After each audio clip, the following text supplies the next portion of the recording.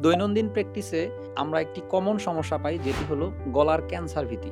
অর্থাৎ কিছু রুগী এসে আমাদের কাছে বলে, "আমার গলায় কিছু একটা আটকে আছে অথবা বসে আছে অথবা আমার গলায় ক্যান্সার হয়েছে অথবা আমি মনে হয় বাঁচব না।" এই ধরনের কমপ্লেইনগুলো আমরা প্রায়ই শুনি। তবে এই সমস্যা অধিকাংশ হয়ে থাকে মেয়েদের ক্ষেত্রে বা মায়েদের ক্ষেত্রে। আজকে আমরা জানব কেন এই ধরনের সমস্যা হয়ে থাকে। গলায় ক্যান্সার না থাকার পরও আপনার এই ধরনের অনুভূতি হতে পারে।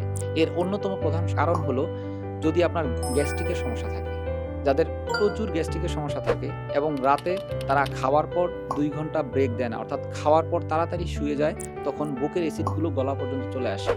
তখন তাদের এক ধরনের সমস্যা হয় যেটাকে আমরা মেডিকেলের ভাষায় ল্যারিঙ্গোফেরিঞ্জিয়াল রিফ্লাক্স বলে থাকি। এই সমস্যা থেকে তার এই ধরনের অনুভূতি হতে পারে। দ্বিতীয়ত হলো যদি কারো গলায় বিভিন্ন ইনফেকশন থাকে যেমন লেরিনজাইটিস, ফেরিনজাইটিস, ফেরিঙ্গোটনসিলাইটিস অথবা সাইনোসাইটিস এই ধরনের রোগে যদি অনেক দিন ধরে কেউ ভুগে থাকে তখন তার এই ধরনের সেন্সেশন বা ফিলিংস আসতে পারে।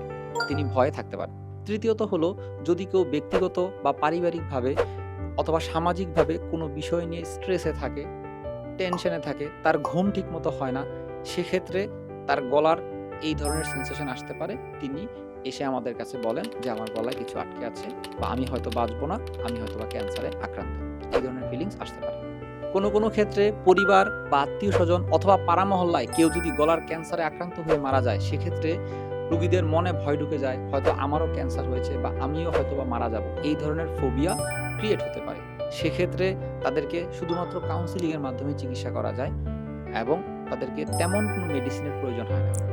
তাহলে গলার ক্যান্সার ভীতি সম্পর্কে আজকে এ পর্যন্তই। ভালো থাকবেন, সুস্থ থাকবেন। আসসালামু আলাইকুম।